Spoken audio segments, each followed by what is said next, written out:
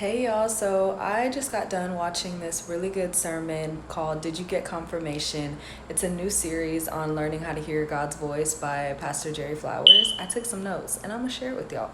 Part of the reason why I really wanted to share this is because y'all, it is so important that before you take a next step, before you make a next move, before you allow this person into your life, to really get confirmation from God. And that basically means confirmation in Hebrew means authorization. So asking yourself, did I get authorized to move on this? Did I get authorized to move forward? Let's go ahead and break down the 4 pieces of advice he gave. Before we get into that, I do want to share one little tip that he gave too, is that sometimes it's not delay, it's God training you on how to hear his voice. So sometimes we think, okay, if God didn't give me a response immediately, that means it's a no. But he says sometimes it's not delay, it's training day. God is just training you. And the first tip that he gave, I spoke about a little bit earlier, that confirmation means authorization. And basically you're asking, have I been authorized for this task?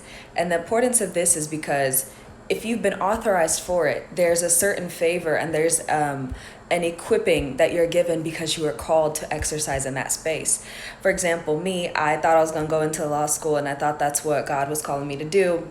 Little did I know I was never authorized. So had I chosen to continue on in that space, because I would be moving off of my accord and not the space that God called me to, there's a certain favor that wouldn't be there. It doesn't mean that I wouldn't have been a successful lawyer. It just means God never authorized for me to exercise in that space.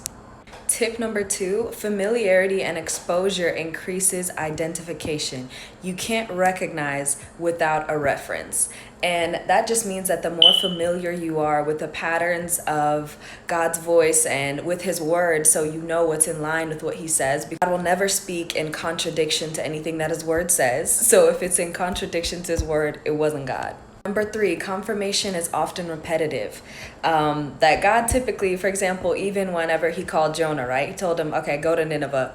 He told him that so many times. Jonah still didn't listen, came to the whale. After he got out the whale, still go to Nineveh. Same thing whenever Jesus asked, Lord, please, may you take this cup from me. Regardless of the prayers of anguish, God's response still didn't change. And that's why Jesus said, not my will, Father, but yours be done. This next one is so good, y'all. It says confirmation of what is not God comes through an unsettling within.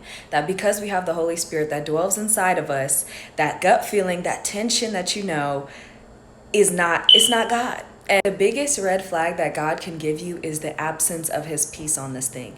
If you do not have the peace within you, you need to get gone, they need to get gone, or something needs to get gone.